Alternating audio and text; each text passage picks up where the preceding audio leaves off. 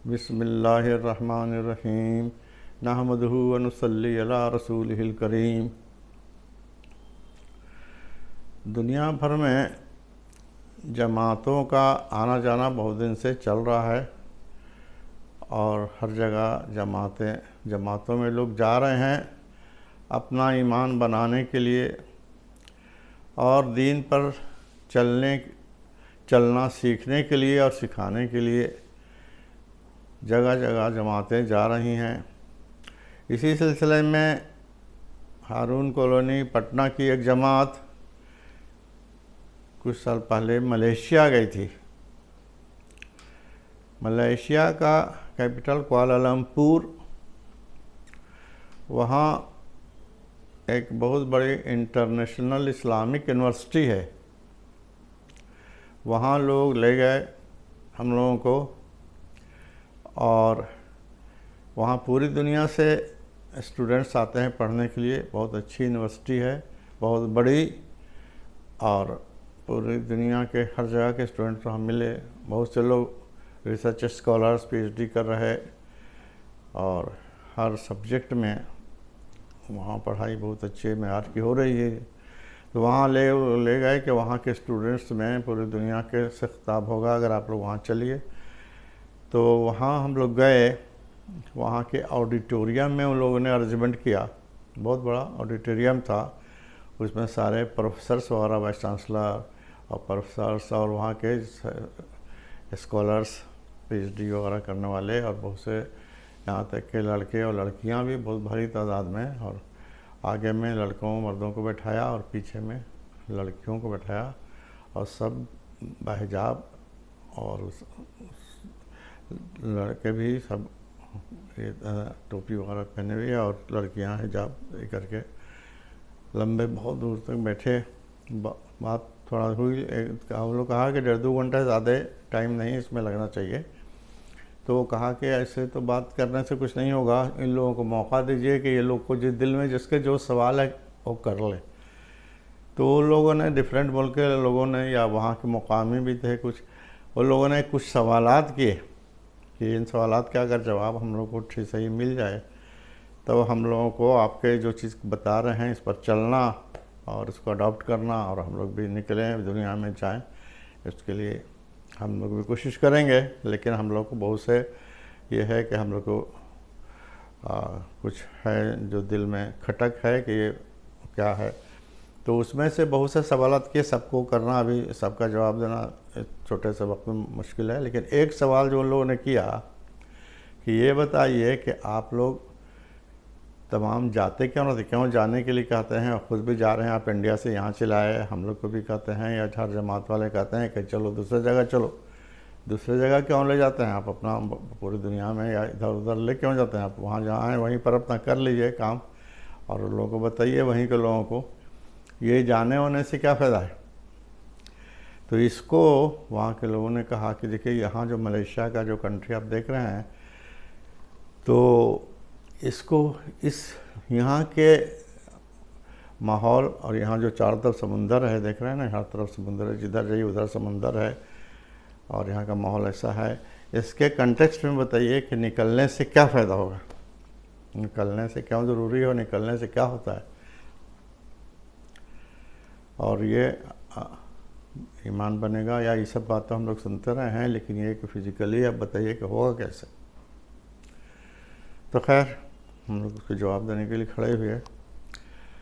तो कहा कि देखो वो यहाँ पर जो है ना चारों तरफ समुंदर आप देख रहे हैं, चारों तरफ समुंदर है और समुंदर का पानी सब लोग जानते हैं कि इतना खारा पानी है कि उसको पिया नहीं जा सकता है और उससे वसूल भी नहीं कर सकते, नहा भी नहीं सकते, उस पानी से कपड़ा भी नहीं धो सकते हैं, उस पानी से खेती भी नहीं कर सकते हैं, इरिगेशन के काम में भी नहीं आ सकता है, और वो पानी इंडस्ट्रियल यूज़ में भी नहीं आ सकता है। यहाँ तक कि कार के इसमें भी, रेडी वाटर वगैरह में भी पानी उसको नहीं दे सकते हैं। और इतना खारा पानी है कि उसका इस्तेमाल ही करना पॉसिबल नहीं है, जिसकी वजह से लोग कोई समंदर को ये नहीं चाहता है कि मेरे तरफ चलावे। समंदर को लोग हटाना चाहते हैं और लैंड रिक्लेम करना चाहते हैं, उससे ज़मीन निकल जाए तो उसको हम लोग यूज़ करें। समुंदर दूर चला जाए। और वो कुछ से कुछ फ़ायदे भी हैं, जो समुंदर का अपना फ़ायदा है, और उससे जहाज़ रानी वगैरह ये सब जो होती रहती है वो सब तो फ़ायदा है, लेकिन ये सब जो है उसको पानी से डायरेक्ट कोई फ़ायदा पब्लिक को ऐसा है नहीं। तो इसलिए लोग चाहते हैं कि जब ज़मीन रिक्लेम हो जाए तो अच्छा है, और उसको थोड़ा हटाना चाहते हैं दूर। लेकिन जब वही समुंदर का पानी, उस पर गर्मी की तेज़ धूप पड़ती है, आफताब की शुआएँ पड़ती हैं, गर्मी पड़ती है और तेज़ हवाएं चलती हैं, तो वो पानी भाप बनकर ऊपर उड़ता है। जानते हैं, भाप बनकर ऊपर उड़ जाता है और फिर हवाओं के ज़रिए चलता है इधर से उधर, और फिर बादल की शक्ल ले लेता है, और फिर वो पानी बदली आने लगती है, और फिर उस बादल से जो बारिश होने लगती है जगह जगह। तो जब वो पानी बादल की शक्ल में जाता है, उसके बाद जब उससे बारिश होने लगती है, तो सब लोग फिर दुआएं करने लगते हैं कि ये बारिश का पानी ये तो बहुत फ़ायदेमंद है, इरिगेशन के लिए भी फ़ायदेमंद है, और अगर नहाया जाए उससे तो स्किन डिजीज़ वगैरह भी ठीक हो जाता है, और बहुत से उसके नेचुरल फ़ायदे हैं वो पानी। तो सब लोग दुआ करते हैं कि बारिश हो जाए, रहमत है अल्लाह की, और दुआ करते हैं उसके लिए, और चाहते हैं कि बारिश आ जाए। तो वही पानी जब समुंदर में था, तो कसाफत की वजह से, गंदगी की वजह से, ख़राबी की वजह से कोई आदमी उसको पसंद नहीं कर रहा था, उसको यूज़ भी नहीं कर पा रहा था, उससे कोई फ़ायदा नहीं उठा रहा था। पानी तो बहुत है, लेकिन उसके रहते हुए लोग प्यासे थे, इसलिए कि उससे यूज़ ही नहीं कर सकते। लेकिन वो पानी जब अपनी जगह छोड़ दिया, और धूप की गर्मी से और हवाओं की तेज़ी से जब ऊपर चला गया और बारिश की शक्ल में, पानी की शक्ल में आ गया, रेन वाटर की शक्ल में, तो वो इतना यूज़ उसका होने लगा कि सब लोग उसके लिए दुआएं करने लगे।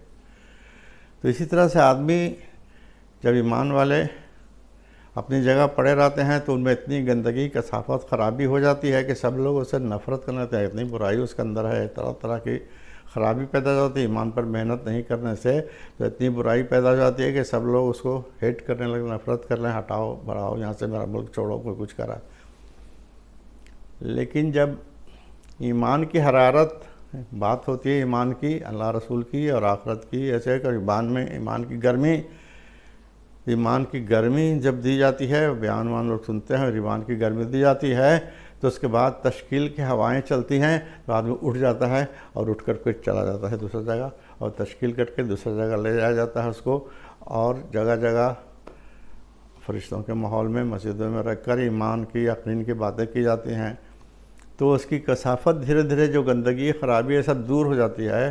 तो वो जो फिल्टर्ड वाटर की तरह, रेन वाटर की तरह हो जाता है वो। तो फिर उसके बाद लोग दुआएं करने लगते हैं, अरे तो इतना अच्छा आदमी है, इतना अखलाकमंद है, इतना हमदर्द है, इतना इसके तजारत करता है, तो नातल में कमी नहीं करता है ना, बातचीत में लोगों से इतना अच्छे से मिलता है, माने हर तरह की क्वालिटीज़ उसमें जब आ जाती है, तो कोई नहीं चाहता है कि भाई इसको हटाया जाए, बल्कि सब चाहता है कि मेरे पास रहे, है ना। वाक़यात हम लोग जानते हैं कि मोहम्मद बिन कासिम जब यहाँ आए थे, तो जब यहाँ से जाने लगे तो सब लोग उसको कहने लगे कि तुम यहाँ से क्यों जा रहे हो, तुम लोग आए थे तो हम लोग में जो झगड़ा था वो ख़त्म हो गया था, और हम लोग के जो ताजिर लोग जो नाप तौल में कमी करते थे वो भी लोगों को ख़त्म हो गया, और हम लोगों को सस्ता सामान मिलने लगा, अच्छा सामान मिलने लगा, हर तरह का हम लोगों को फ़ायदा था। तुम जा रहे हो कौन, नहीं जाने दे रहे थे, और लोग दो रोया बताया जाता है कि मकानों की छतों पर और सड़कों पर दो रोया खड़े हो गए हिंदू लोग, गैर मुस्लिम, और कहने लगे तुम क्यों जा रहे हो, मत जाओ, तुम यहीं रहो, हाकिम बन करके रहो। यहाँ तक कि मोहम्मद बिन कासिम की मूर्ति बना करके लोग पूजा करना शुरू कर दी। तो ये जब आदमी में कसाफत दूर जाती है और अच्छाई आ जाती है और खूबियाँ आ जाती हैं, तब वो प्यारा हो जाता है, और वो कहीं पर वो नहीं कहता है कि तुम भागो और हटाओ, है ना। तो इसीलिए जब आदमी जाता है जमातों में, तो इसीलिए ले जाया जाता है कि इसके अंदर की जो बुराइयां वो निकल जाएं, खूबियां सामने आ जाएं, ताकि उसको देख सकें। और इस्लाम में तो खूबी है जो दिलों को इसरायत करने वाली है, तो वो खूबियां ज़िंदगी में हैं नहीं, इसलिए लोग नफ़रत करते हैं। अगर वो खूबियां सामने आ जाएंगी तो सब लोग उसके तरफ अट्रैक्ट होंगे खुद भी, और उनको इज़्ज़त से देखेंगे और चाहेंगे कि लोग रहे, ताकि इनकी वजह से हमको इंसाफ मिले, इनकी वजह से हमको हर तरह का आराम मिले, ये हमारे मददगार हों। तो इसलिए इस ले जाने का ये बहुत बड़ा फ़ायदा है। और इसको लोग अपनी आंखों से जगह जगह देख रहे हैं, जहाँ जहाँ पर जमातों के काम हो रहा है तो लोग उसको अपनी आंखों से देख रहे हैं। इसीलिए ले जाने के लिए कहा जाता है, ताकि हम लोग सी वाटर से रेन वाटर की तरह हो जाए, ताकि लोगों के महबूब बन जाएँ और लोग दुआएं करने लगें कि वो लोग मेरे यहाँ आवें। तो अल्लाह ताला से दुआ है कि हम लोगों को इसकी तौफीक दे अल्लाह ताला, ताकि हम लोग इसका काम कर सकें।